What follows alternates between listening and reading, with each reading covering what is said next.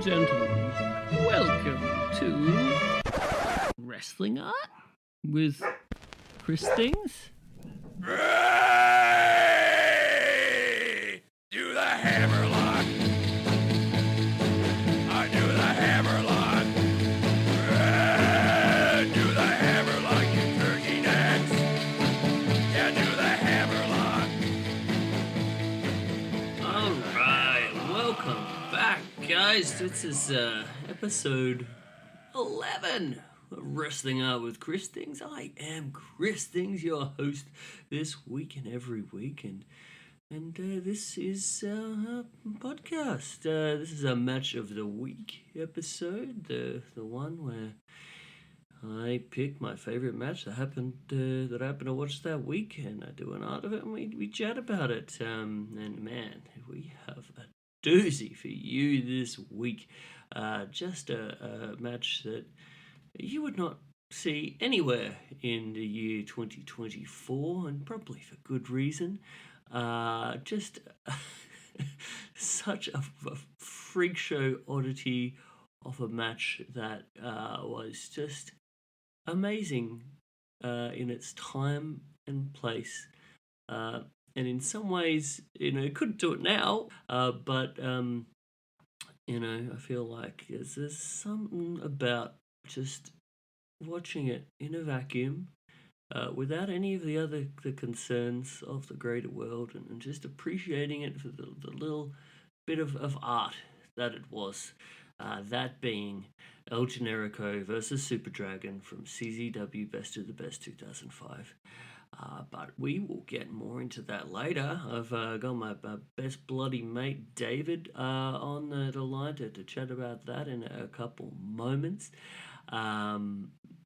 Very, very much appreciate David stepping in on this one, because he actually just got back from spending his Christmas with Sandra in Spain, coming back to the UK where he currently resides, and he actually has to go to work following doing this podcast, so he's fresh out of bed. What a sacrifice, but hopefully he can get a little bit of distraction from the grey, dreary skies of the UK in talking about Super Dragon versus El Generico. But before we get into that, I thought I'd do my little what's going on with Chris Things thing. I talk a little bit of my art practice, this little monologue kind of thing where I talk to you. We have a little bit of a chat. One-way chat, I guess, but no, apparently people have been digging this bit, so I very much appreciate that. So I thought I'd keep it going.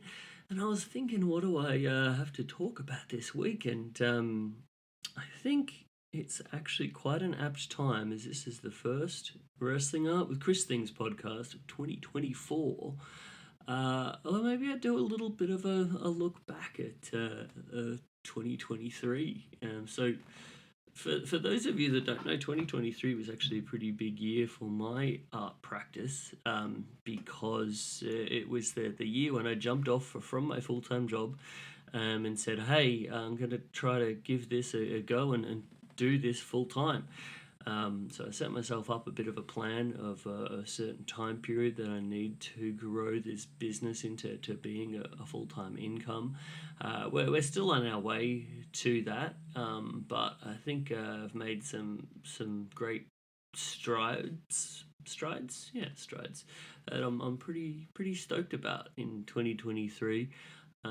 Honestly, there's still a ways to go, and it's stressful, man. Like the regularity of work is probably the most stressful part of being like a freelance illustrator / art dude. The idea that I find sometimes I'm so bloody busy, and I'm just like, because I say yes to everything, and I just have so much on my plate at certain points, and I almost kill myself to get it done. And then other points, I'm just like, dude, where's the work? It kind of dries up a little bit. I think that's the nature of the beast. So Honestly, like, but between you and me, that's sort of my biggest challenge for this coming year, is to be putting in the work to hopefully make these things that are coming in, these commission things, or whatever jobs I might get, make them a bit more regular. So that's probably the challenge side that has happened of what I've kind of learned so far. But on the other side of the coin, I think a lot of people, when they're doing these, I'm not saying this is a New Year's resolution in any way, but when you're looking back at your year, you plan on your future year, a lot of the time we just kind of lean onto the negatives, and where you think, oh, that sucked, oh, fresh start, whatever. But I think we should always celebrate the wins, especially whatever it is. I think it's good for us to look back and be like, man, I'm really proud of this, I'm really proud of that.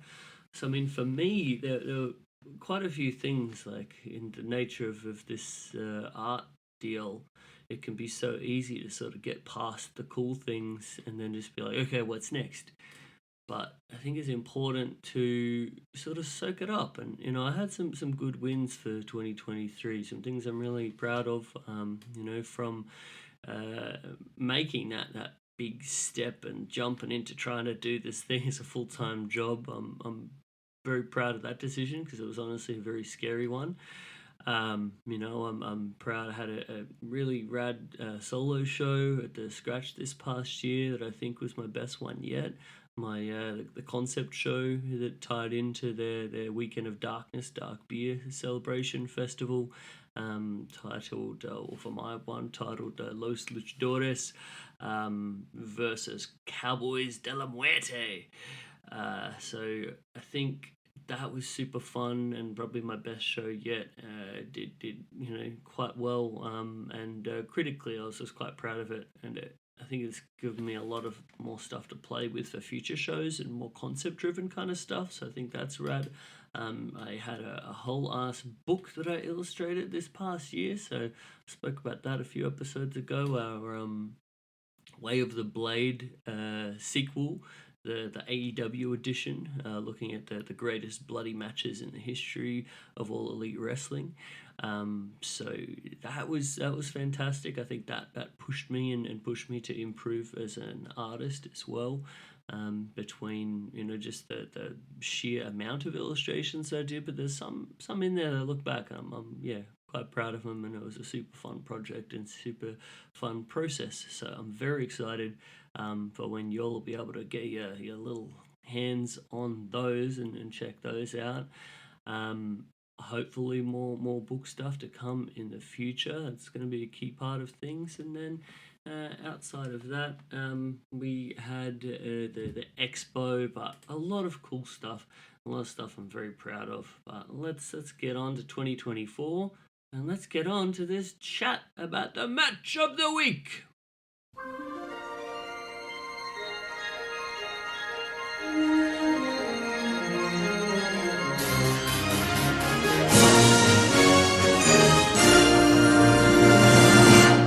Okay, we are back with my best body mate in the whole wide world, David, and we are here to talk about a ridiculously great match that took place in CZW, of all places, in the year 2005 at the 5th annual Best of the Best tournament in round 2 in the ECW arena.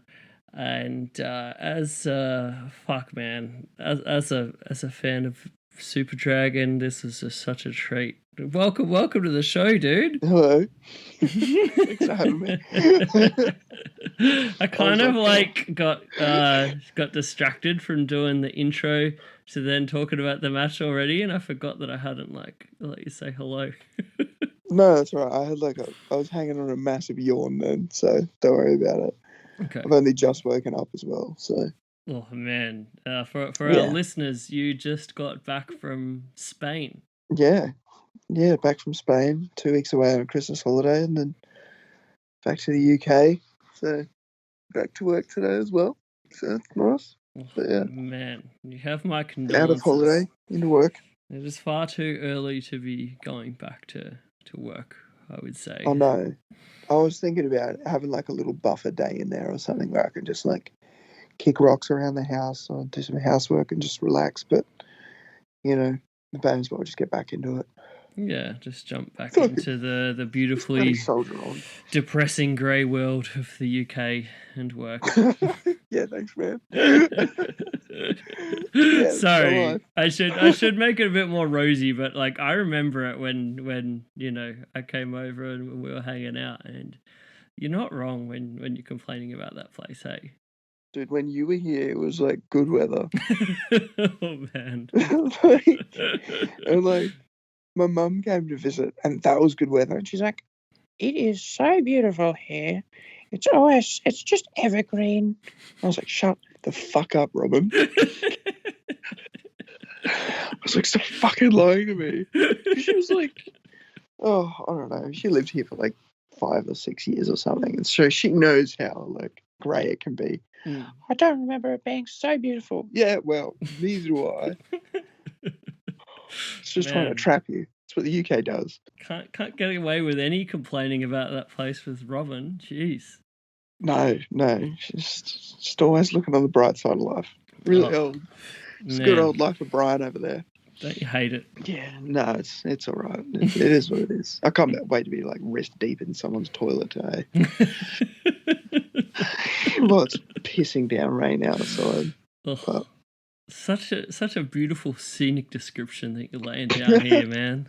I know. Shall I compare me to a winter's day as a plumber? No, shan't. Boy. And it's just fucking freezing there at the moment? Is that the thing? Yeah, it's like, it's not too bad, to be fair. It's like 5 at the moment, I think. We've got the heating on, so before I go to work, get nice and warm, get nice and toasty in your gloves and thick socks, and then you head off. But yeah, it's not too bad. Oh yeah. Well, you get to head off after making yourself a fresh filter. You got the plunger situation going for the coffee there. Is that right? Sure do, brother. Actually, I better put the kettle on. Fuck, what am I doing? Wait, are you telling me you're talking to me right now with no coffee in your system from having woken up? Well, I kind of just... yeah, anything can happen. Ooh. Really fucking... really risking it here. I'm only saying that because, like, personally, I can't function in any way before I've had my coffee. Like no joke, I can't even answer a simple question. I've got to at least have coffee before I can like even become a human. So the fact that you've spoken as much as you have without any coffee in your system is honestly amazing to me. I am actually like the 9th one, like natural wonder of the world. So you're basically China. I am. I just function. Coffee or not, I'm here. Can't get rid of me. Buying up real estate in South Melbourne. You can't stop me.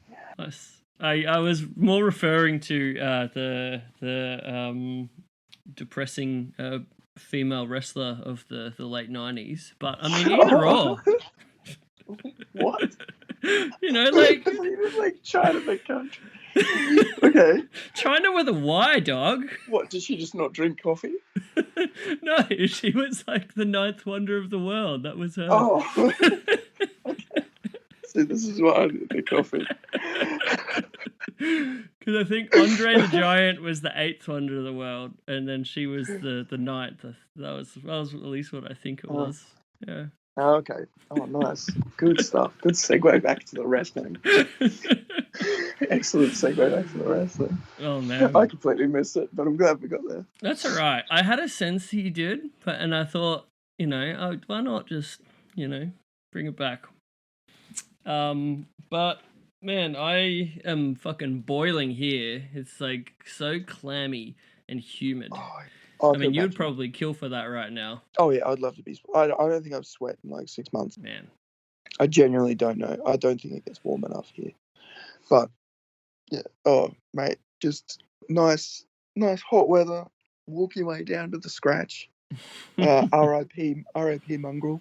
Oh man, one of our favorite bars for all of our listeners at home, No. Mongrel Bar, sadly closed down the other week after many years of wonderful service. They were a great bar, did like fantastic like Peruvian food, just great general vibes, always rad like music, and they had this amazingly like fucked up pool table that was always really fun to play on, and I'm still real sad about that, man. No, that was tough to see. It's tough to see because you can't go. Like, I couldn't just like drop in for like one last beer. Mm. Like if that, we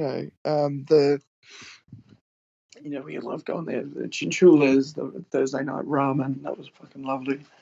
Always had some lovely beers on tap. They were just like, almost like the Scratch next door, where they always had rotating taps of like really good IPAs and all that kind of stuff and stouts. And We do like our fancy boy beers here, but yeah, I do. reckon there's little better in this world as a man in his the age of 37 now.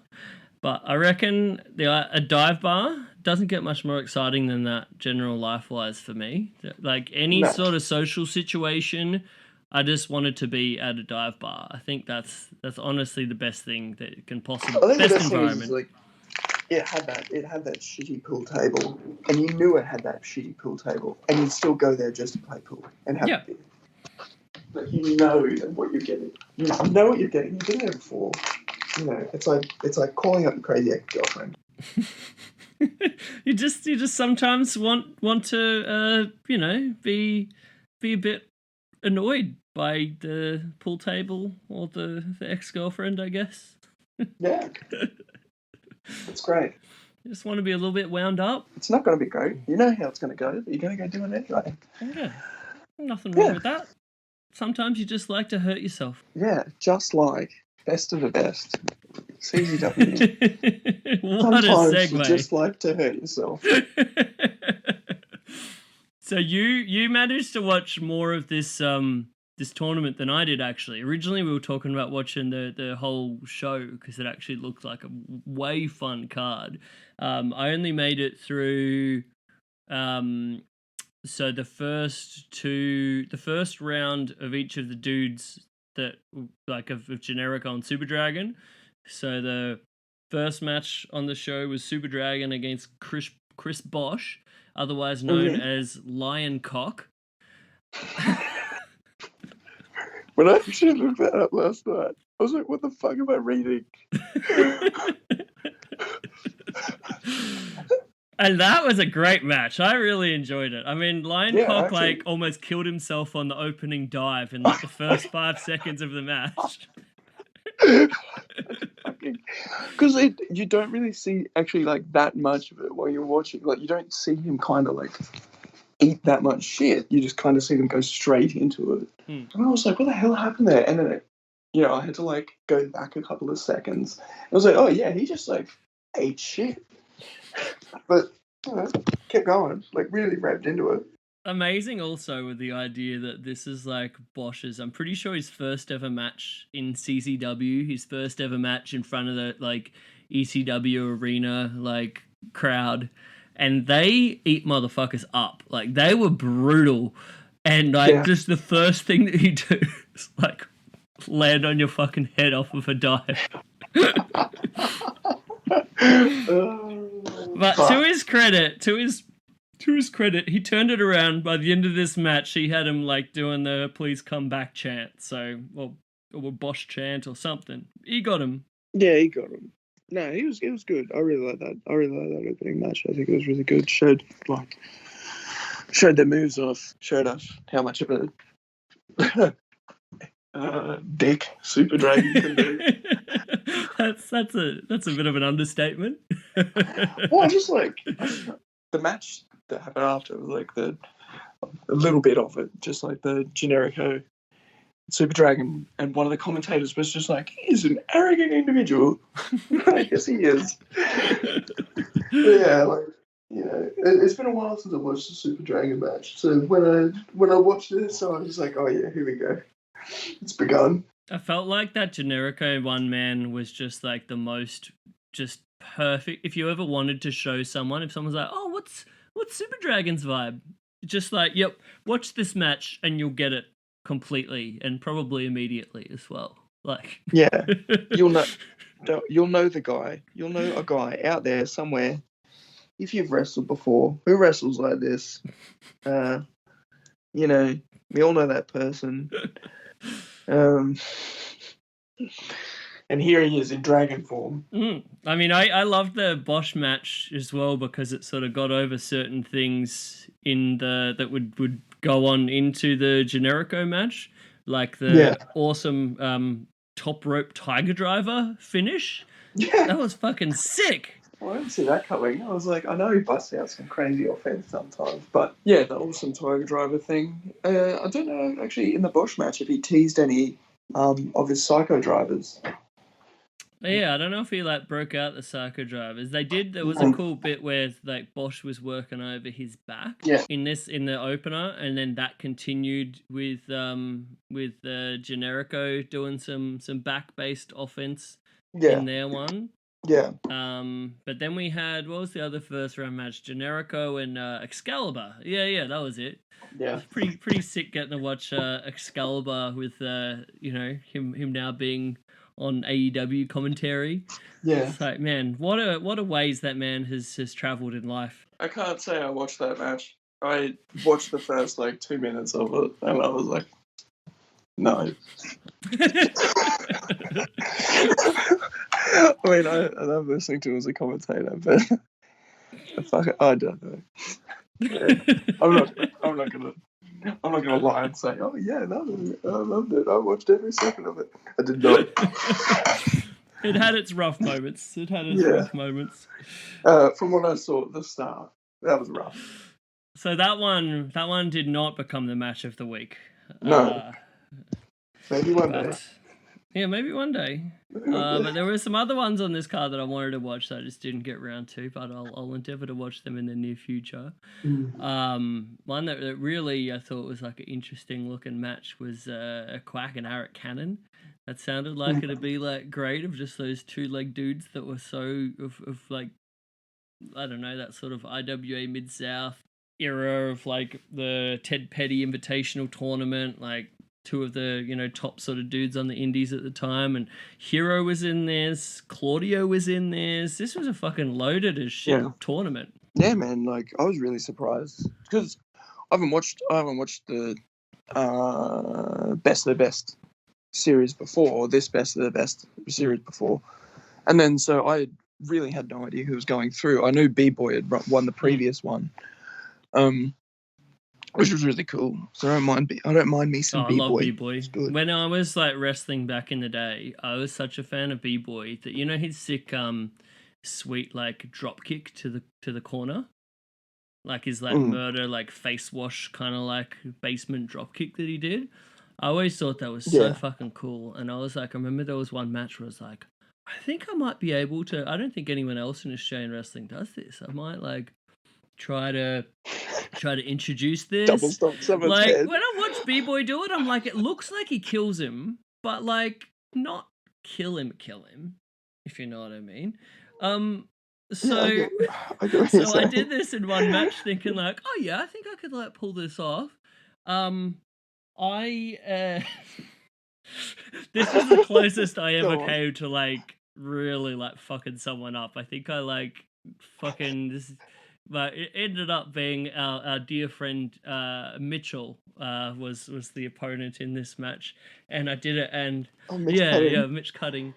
And he's such a nice person too. Why did you sit there and think, I should practice this for the first time ever on a really nice fucking friend, a really good man. To be fair, this was before we were friends, okay? So there's that, but also I had confidence in my abilities to try this. So like, fuck, yeah, Chris. It was. I'm safe to say that I never did that move again after that time. So all we can do is learn from our mistakes. I'm glad Mitch copped it. Of all people. Man with nothing to give but love in his heart. I did apologise afterwards. Oh, yeah, nice. Was it one of those that you go up behind him, slap him on the back? Hey, sorry, man. Hope everything's good. Sorry, brother. Bye. Sorry, brother. Yeah, sorry, brother. Sorry, brother. Fuck. You can get me back with one, you know. Worst. But B-Boy always made it look so good. So good B-Boy rad wrestler. That's a little sidebar there. Yeah. But back to the show and match in question. What did you think of the fabulous commentary of Eric Gargiulo and John House? Fuck. Man, I don't know. It's so of the time. Absolutely.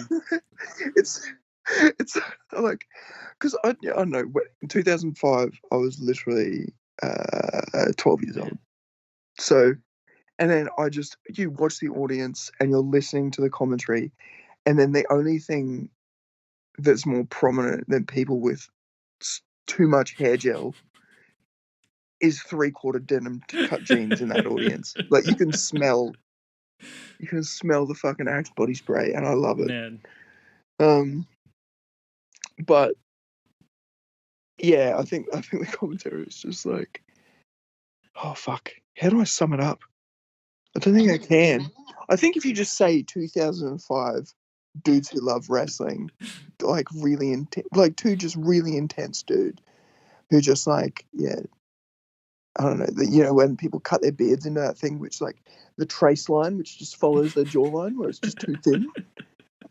It's just like, oh mate, it's like Smash Mouth, just like the beard from the guy from Smash Mouth with like too much fucking hairspray and hair gel.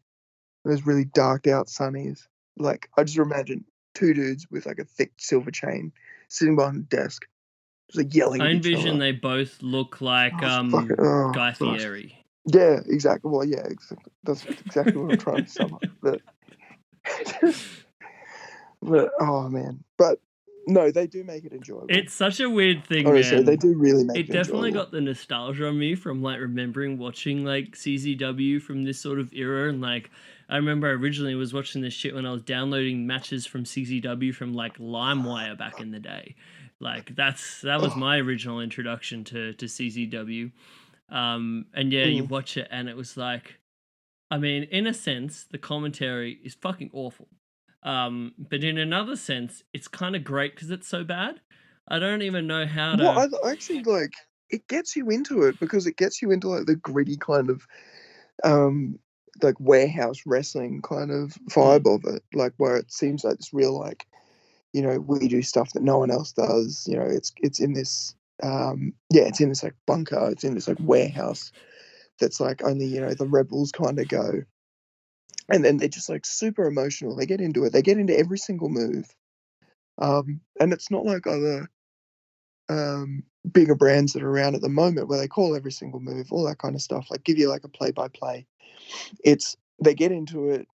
They're like almost gossiping behind there with like about the wrestlers as well and about their experience with the wrestlers and how the wrestler makes them feel, which I think is like really cool. I think they give me. I think it's like a different take on commentary. They give me way more of a vibe of like it's kind of like if you were smoking weed with your buddies watching wrestling, like and chatting about it while you're watching it. It's far more that vibe than like a polished broadcast team, if that kind of makes sense. Yeah, if you're like smoking weed with your mates and then one of them's just gotten out of jail, that's the kind of vibe. And he's starting to tell you all these stories about like this guy, he dresses up, he's in Cell Block D, he dresses up like a dragon, calls himself like Mega Dragon or something like that. I don't know, I can't remember. And one of the commentators is Mac's dad from Always Sunny. Yeah. Fuck yes. But no, they give you like a really like grounded version of it.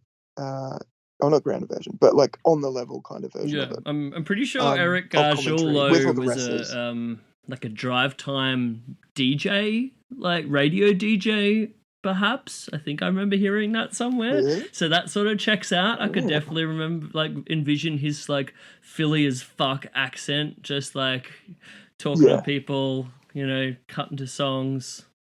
Yeah. Doing that shock jock thing. I do love like the Philly accent where they just always seem like they've got somewhere to be. There's always somewhere more important to be.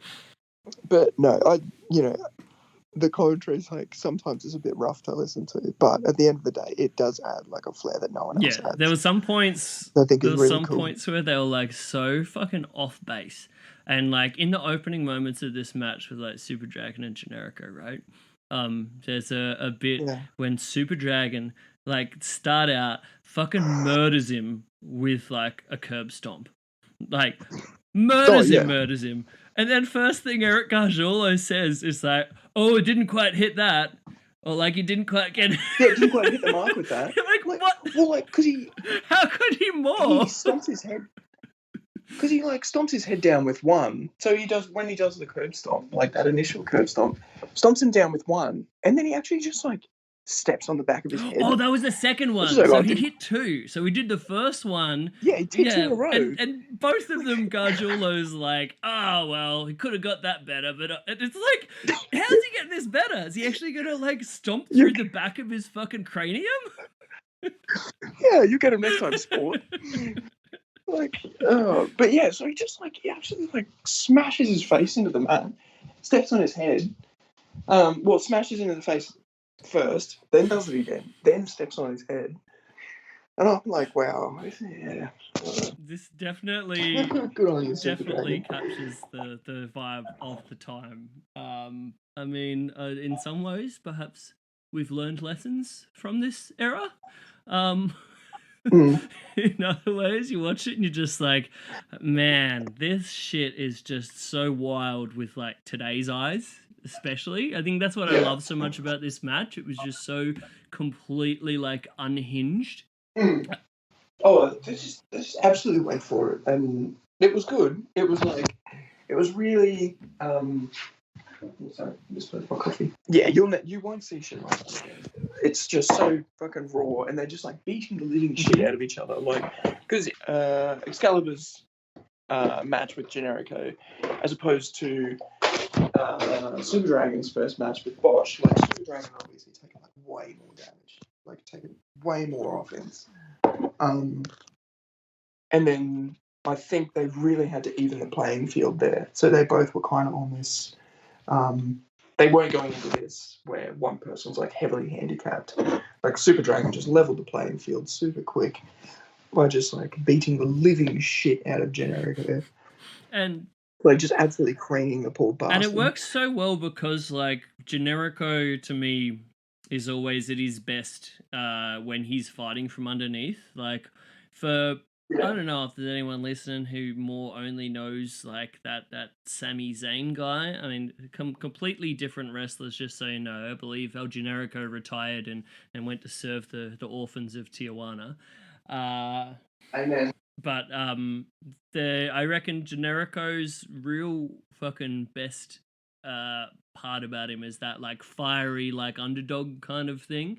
So he needs an opponent like a Dragon, like a Kevin Steen, who's just gonna beat the shit out of him, so he can like come back and do that like full on like just the magic of El Generico. A great example of this was like on the outside to start when Dragon was just beating the shit out of him, clobbering him with these chair shots. And then like Generico comes back and like saboos the chair into his face and then like clobbers him with another one. But before I forget, there was a moment there where you were saying these like fucking people of Philly, right? Yeah. These people in the crowd. There was an amazing moment where you're just seeing the different people, like you're saying, so many jorts, so many goatees and like just so like 2005. It's tremendous. But one of them, there's a guy that looks just like Philly as fuck, who's like just there, like so excited when Generico's just getting fucking brained with these chair shots, and then he like grabs his kid, who's like probably 6 or 7, and like pushes him up front so he can then see the one where like Super Dragon full on like unprotected chair shot really clobbers the fuck out of him. And then this little kid that's basically jumping up and down just like, you got fucked up, you little bitch. Like that's how you gotta raise your kids in the mean streets of Philly. Like, you gotta get them used to violence young. That just captures the Philly vibe of ECW Arena so fucking well. Oh man, it's oh fuck, it's just incredible. But yeah, like you're just watching this, and then you're looking out at the audience, which you can't help but do. Like when they're working the audience, you can't help but look out and see who's reacting, and you're just like, Jesus Christ, like I love wrestling Man. so much. But the Philadelphian crowd, like they're just so into it. Yeah. They just love wrestling. They love the raw kind of violence of it. And then CZW just capitalized that, and then this match capitalized that on that so well by just giving them what they want, which is just fucking raw ass violence. But so the match moves on. I love the bit where he gets him back in the ring, and then gets him up in like the Romero special, and then just like fucks him off on top of his head. Yeah, like dumps it. Oh fucking hell! But that's it. That's what they want to see. They just want to see people landing on their head. Just the shitty bumps. You know, there's like things that you probably will never recover from. Like you'll be at the physio for 3 weeks trying to get back from this stuff. But I mean, that's what captured like what made Super Dragon's whole deal was he was just the ultra big boss, like just total asshole, like piece of shit. Yeah. Like just the biggest like asshole you can imagine. And he had this like aura of like just I don't know. I still don't think there's ever been a wrestler before or after who's quite captured that spirit of just asshole badass that Super Dragon had. Yeah, he's definitely the final boss. Like he rocks up, and you know it's going to be a match where someone like has to earn the win. Like if they're going to win, they have to fucking. Oh yeah. Which I think is great. Which is you see throughout this match. Like there's points where like Generico is fighting back his Yakuza kick in the corner. Just absolutely like takes his head off. Oh, but so good. Even that wasn't enough to like when Generico really starts laying his offense in, because he comes out, he's this goofy character, he's just like, oh, he's the generic luchador, but his offense is just like skull smashing. I love it, man. Like but he comes through, and we got this point here of Chris's art as well, which just comes through where he's captured a little scene from it. Dude, it was so hard to pick the moment for like the illustration because there was so many sick moments. Like when I was rewatching it, there was a bit of like right near the start of the match, he was getting up for the curb stomp, and he basically like pulls Generico's mask up, so it looks like he's almost like a cartoon character. Like his eyes have been like pulled back, like so badass. His whole face is being stretched, and then. Which is actually like one thing I really love about like masked wrestlers is when you're contorting the mask, you're essentially contorting their face. Like when you're pulling on the mask, you're essentially like pulling on their face. And then so the distorted kind of figure of pain that you get, that you see, is like what they should be selling as well. Like when they're just like, oh, he's pulling on this, he's pulling on that. It's not just like, oh, get off my mask. It's like Generico sells it as if he's actually like pulling on his head. And isn't it like it's such a bullshit thing of people that make out that masked wrestlers can't emote, as well as like unmasked wrestlers. I remember that was one of those bullshit lines when they're talking about how taking Rey Mysterio's Jr.'s mask off in WCW because they thought, oh, it'll be so much more better for to be able to him get that sympathy from the crowd when they actually see his face, but. I think it's just like you're saying, it's far more powerful, like the emotions and stuff that you can get when you're like pulling on the mask and doing all that kind of heel shit. Yeah. Well, I think people watching a masked wrestler sell, they learn, like masked wrestlers learn how to sell. They learn how to sell directly to people. And when a masked wrestler looks directly at you, you know it. Whereas when someone like without a mask on looks directly at you, they could be looking at you, they could be looking at the other, like 20 other people beside you. It's just vague. But there's so many things that like a masked wrestler has to learn to do in order to, because their eyesight's like funneled. They've got like tunnel vision in it. Some of those masks are just like super confining. And then, so they have to like almost look directly ahead all the time. So when they're selling, they have to kind of like sit up and sell. They have to make sure people can see like their mask when they're selling.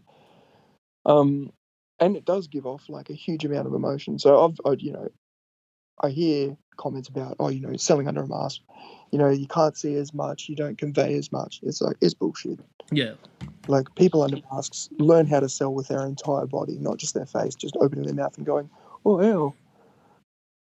I think that's it. Like, you learn to emote with your whole body, for sure. Yeah. And like Super Dragon's like a big kind of like conveyor of that as well, because he doesn't really sell like the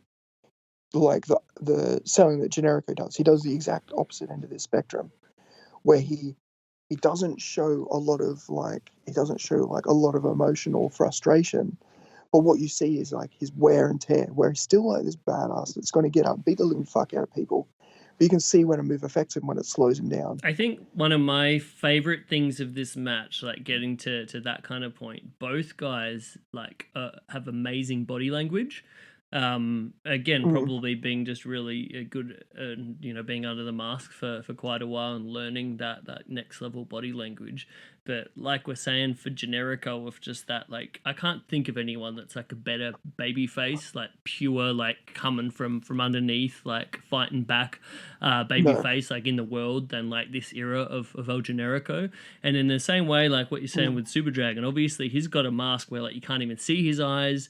Like that whole like mystique is like part of the badass aura, but he does such a great job with his body language in like just being a total dick in every way, in every bit of his posturing, in every bit of the way he like pins a dude, or like when he's like pinning someone and like giving the finger, or like this moment that I chose for the illustration that I thought was so good, in that where he has like Generico by the back of his like headband thing that he has a part of his mask, where he has him by the scruff of it, of the old octagon mask, and he's just like holding him by his side, and he's got his like hand on his hip, and it gave me like the real vibe of like, I just watched Pulp Fiction a couple of weeks ago. I went to like a screening of it, and it reminded me of that awesome scene with like the gimp, where like the cop has like got the gimp by his like collar, and he's like running his hand over the top of like the gimp mask,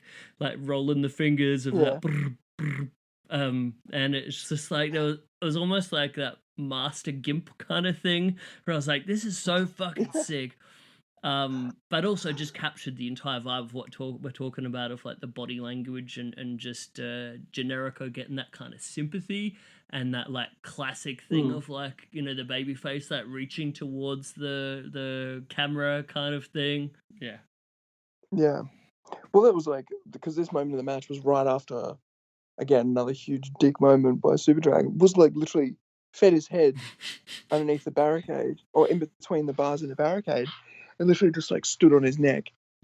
And he wasn't like standing on his body back from it, or going like, oh yeah, you know how like someone feeds their arms through the ropes and then you stand on their back and they just kind of sell it like you're standing on their neck. No, he's standing on his neck, like while his head is between the fucking bars. And it's great. Like, just how Generico's selling it. Like, he's flailing his arms, all that kind of stuff, grabbing at Super Dragon. It's obviously like very uncomfortable. But it's just another part of like Super Dragon's offense, where it's just like, if I can hurt you in this moment, yeah, just getting the very most out of any moment to both get over how much of a piece of shit he is. But then that's also the reason why the crowd comes back so hard when Generico does like hit his comeback and does hit that like amazing I think you mentioned it, that bit where he hits the awesome haluba kick in the corner with that like half and half like Kabashi plex, and then Dragon like instantly comes back with that like fucking killer lariat. Like, that was the moment I think when the match just like popped into that like next gear. But the crowd was like so there, ready for Generico to come back. And that was a moment when I think I was just like, I was obviously really enjoying everything about the match up to that point. But when it got to that bit of like that kind of like sequence, I was just like, holy shit, this is like next level. Yeah, where they absolutely kicked it up there. And yeah, I love how they like, you know, Jericho got a little bit in there. I say a little bit, some like fucking amazing, like 2 moves back to back, which just like sequenced together so well. Do a huge amount of damage, and then Super Dragon was just like, no. He comes back through, takes his fucking head off with a lariat. Man, and then I thought But they it looks teased great. that Like, that because Generico at this point he was sort of known, obviously in addition to all this other stuff we're hyping him up over, but for having like the coolest fucking finisher in all of wrestling at the time. I feel in that like top rope brainbuster. yeah. And it's just like, you hear about it, you just think like, no one's taken that ever.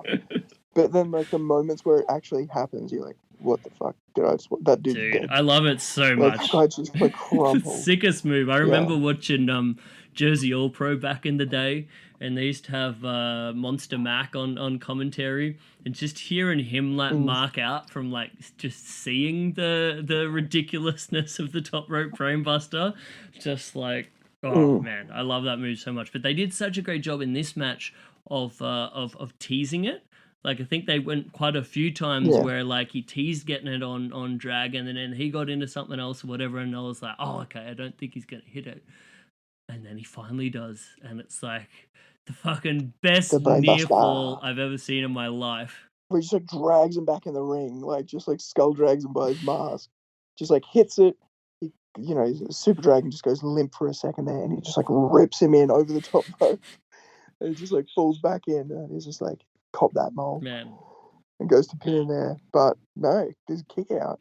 Fucking kicks out. I thought that was the finish, because I didn't actually know the winner of this match. So I legitimately, when I watched it, was like, oh, fuck, I thought Dragon was going to win, but like, shit, Generico's clearly taking this. And then that kick out, and again, like that crowd after, you know, as much as like that CZW, ECW arena crowd can be quite like jaded, critical assholes in a big way, when they get into something, they get fucking all the way into something, right?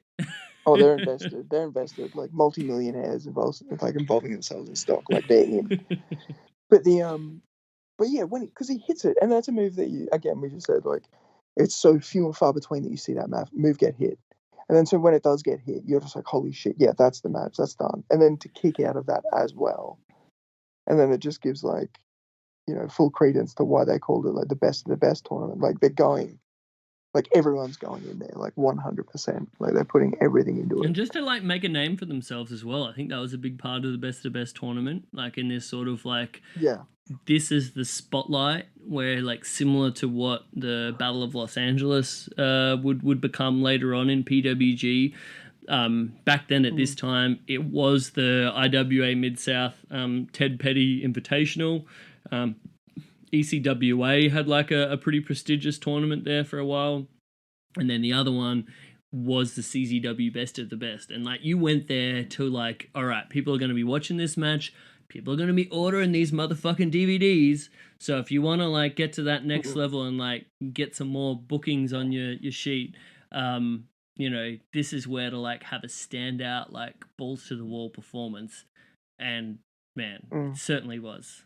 Yeah, that was fucking amazing. But yeah, so Generico hits the brainbuster on the top, on the turnbuckle, drags him in, goes for the pin, kicks out. I was like, well, he's dead. Like, what does he do? What does he do from here? But no, good old Super Dragon carries on. Good old Super Dragon soldiers on. Generico goes for like a 450, right? And then that is where he moves out of the way and mounts a bit of offense. I fucking love, dude, the bit where Super Dragon goes for another one of those like just murder lariats, and Generico like puts both of his forearms up to block it. And then Super Dragon, without flinching, just gives him another one and fucking murders him with it.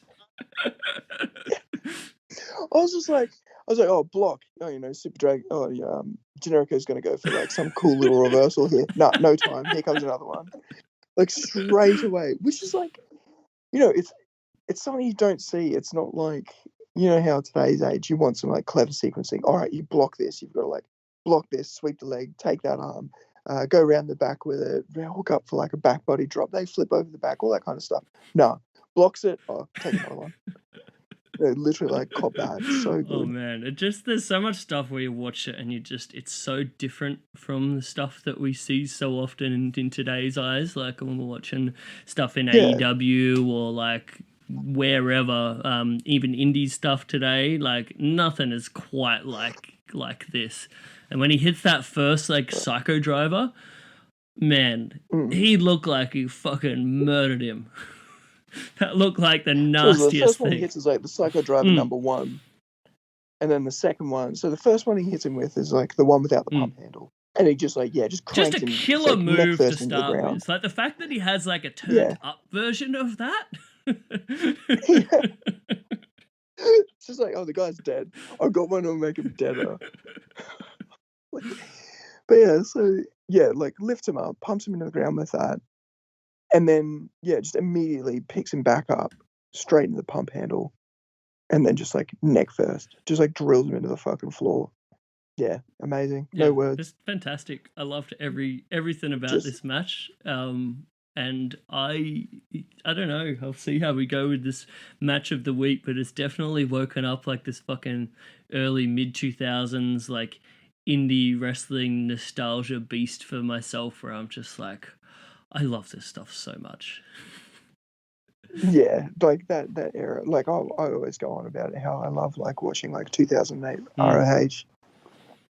It's just fucking amazing. Like the matches that go on, with like, we love our choo-choo Eric Stevens. Choo-choo.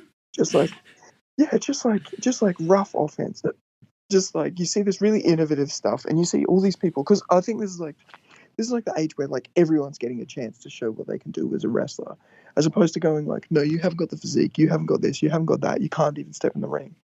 I think this is where they open the doors and say like, yep, show us what you got and see what sticks, see what works. And then there's just like this huge renaissance of like this offense coming out, these characters coming out. I just love the stiffness, dude. Honestly, like that was one of the other things that was known for this time. Like a great way of summing this up. I remember there was this awesome Sammy Callahan documentary from around this period, maybe a little bit later actually, where the name of the documentary and the best moment of the documentary was where he's like talking to his opponent and the opponent's like, oh yeah, maybe we'll like take it a bit easy tonight or whatever, we don't have to kill one another kind of thing. And he just got so fucking angry at the idea at this, and he basically said like, there's a crowd coming tonight and they came for stiff. That was the title of the documentary. They came for stiff. And I think that just sums up like this whole period of wrestling so fucking well. Yeah. Well, like just so much of the offense, like you can see why so many people have come out of that with like, head injuries or like concussions and all that kind of stuff. These people absolutely went balls to the wall and put their bodies absolutely through the ringer for the sake of like pro wrestling. To watch pro wrestling to be watched in years to come and going like, that was crazy. Yeah. I can't believe they did that.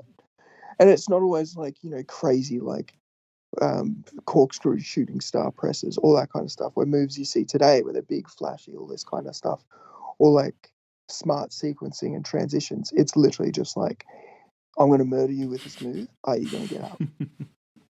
Yes, you're getting up. Right. Either I've got to go for something now and capitalize on it, or he's going to get up and do something absolutely fucking crazy to level the playing field. Just beautifully dumb. This is a great way of putting it.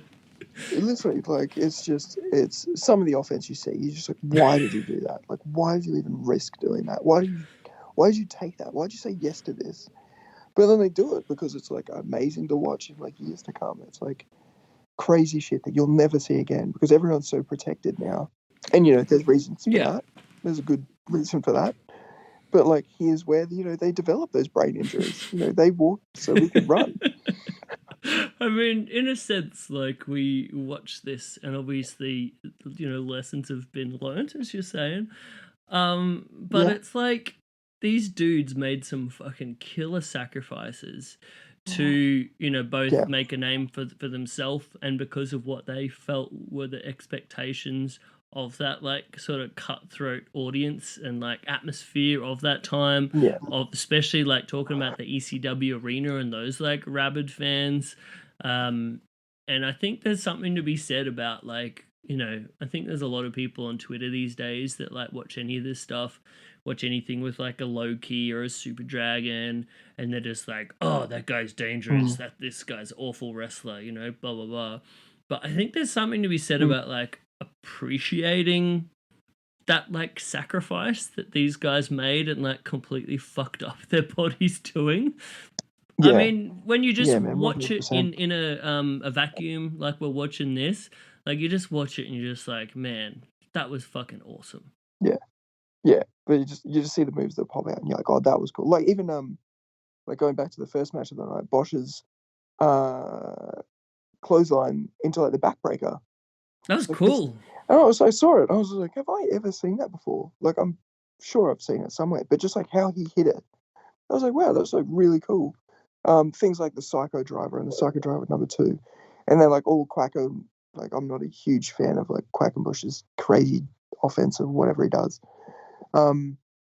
Like he still does some really cool. Like his transitioning between holds is like what I really respect him for. But and then he's just like, oh, by the way, he's going to hit like a weird slam in here, which I was just like, why? What is that? But then just his ability to pick slams and moves out of anywhere, and just like the crazy offense that people could kind of tee up and put together and go like, all right, here's what I'm going for. Here's what I'm going to do.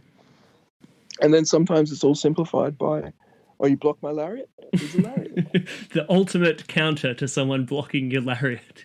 A second lariat. Another lariat. A second lariat. I knew you were going to want that. So I prepared the second lariat. Man.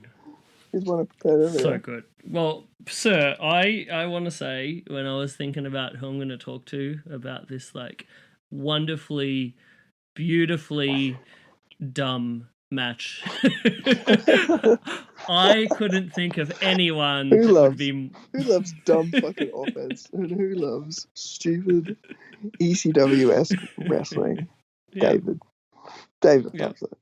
Yes, I do. You are right, sir.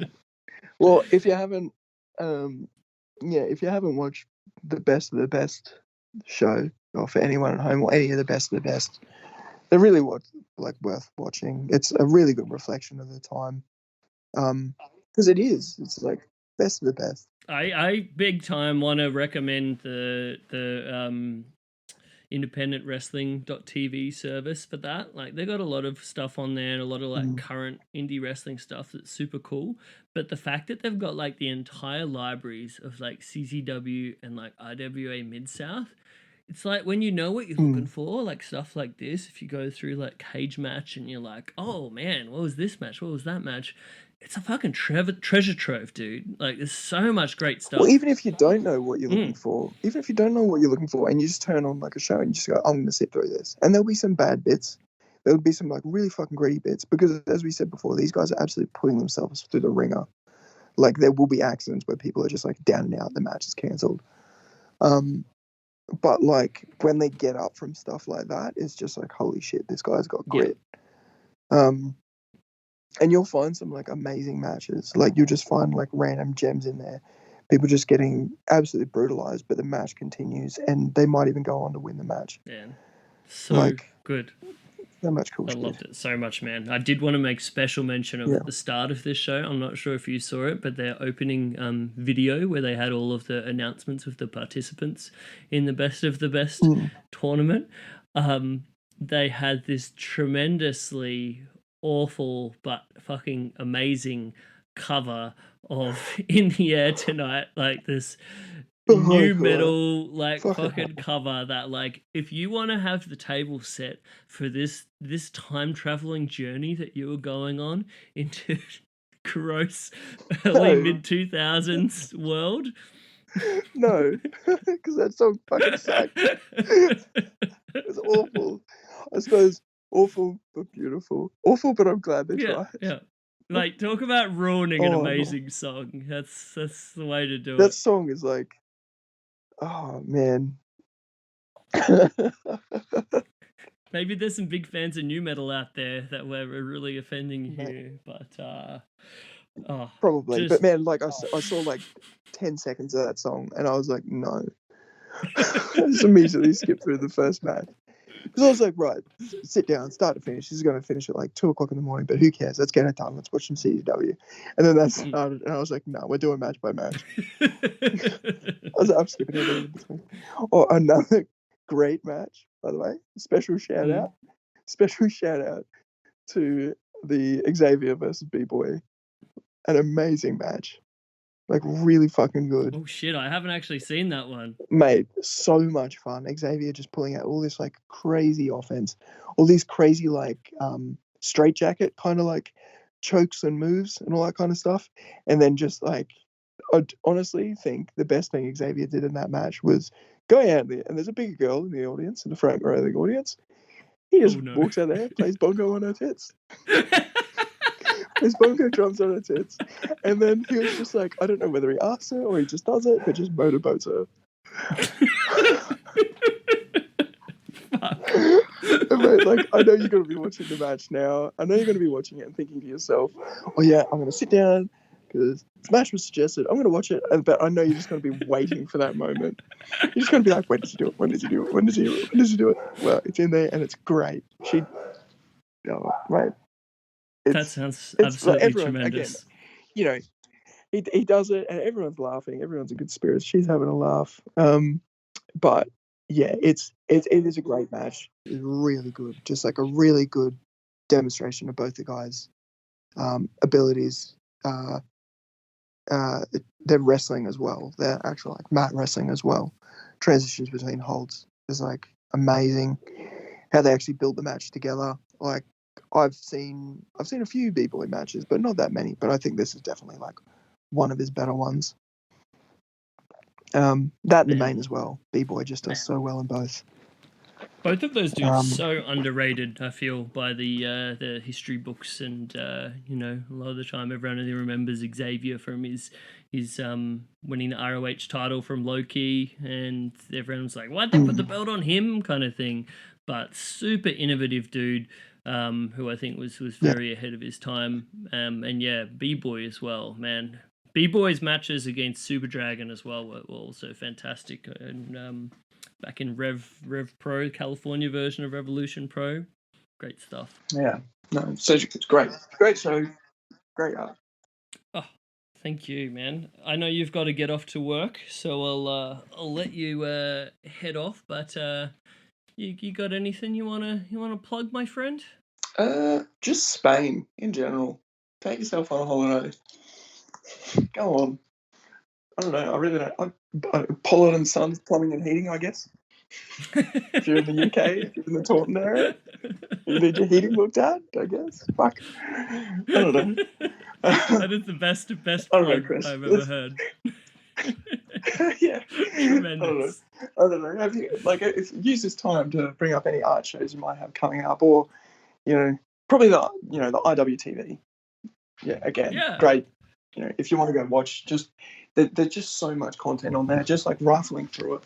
And they're just like random shows that you'll never be able to find anywhere else, and full shows as well. So if you see like a match that you like, and then you're able to find it on one of these shows, you can watch what happens before and after, and it usually like you get the whole vibe of the company, and you might even end up falling in love with it. So much on there. Just amazing stuff. I mean, for the amount that I've been putting over IWTV, I'm hoping to at least get some sort of free subscription out of this. But yeah, everyone check out that. Give me a free month, bro. Yeah, bloody why not? Check out other things that are also good. christhings.com.au. Jump on the store. Buy yourself a fancy print. Get a bloody mug. Get it in ya. Oh, the mugs of the week are definitely like my highlight. Oh, the mugs man, of the week. Thank you. I absolutely love them.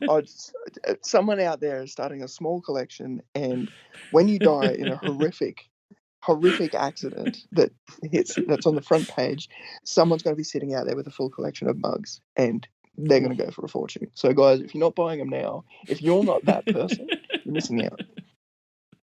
What a right? tremendous If you're point. not doing what I do and purely investing in Chris's art for when he dies and it all shoots through the roof in cost, you're doing yourself a disservice. Man, I'd like to think so, but that also would be tremendously disappointing if that's the only moment when it starts to be properly successful.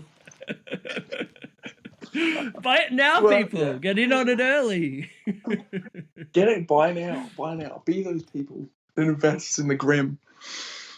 Anyway. Absolutely. Well, Chris Things on Twitter and Instagram. Also, thank you to Social Suplex, as always. A bunch of other rad wrestling podcasts on there, from the AEW one to Keeping It Strong Style, the New Japan one Nation Radio. A lot of great stuff. Thanks to Social Suplex for letting me do this rad thing. But lastly, thanks to you, the listener, for listening to us just gaggle on and just... Oh man, one last thing before I forget. The closing scene of that Generico Super Dragon match, where there was a bit where you're almost like, is Super Dragon gonna actually have a really nice moment? Is he gonna like give Generico like a hug, like hold his hand up, like he's finally No. turning into a good person? No, he actually just then like quickly mimes jerking himself off and coming on his face. Tremendous. You cannot see his face, but fuck, you know what he's thinking. When people say, yeah, exactly. When people say masked wrestlers don't show enough emotion, cop that. Yeah, amazing. But on that note, thank you everybody for listening for this amazing journey that we've all gone on together this week. I appreciate your time. If you'd like to leave a review on the Apple podcast thingy, that would be lovely. And yeah, just thanks. Tell a friend. Let's keep this thing going. But thanks so much, guys, and I will see you next week. Bye. Bye. Do the hammer lock. I do the hammer lock. Do the hammer lock, you turkey necks. Yeah, do the hammer lock. I do the hammer lock. Everybody's doing it. Do the eye gouge. Yeah, do the eye gouge. Do the eye gouge, you turkey necks. Yeah, do the eye gouge. I do the eye gouge. Everybody's doing it.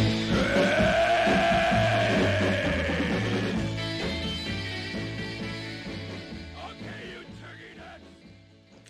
That was very lovely. Thank you, my friend. That was good.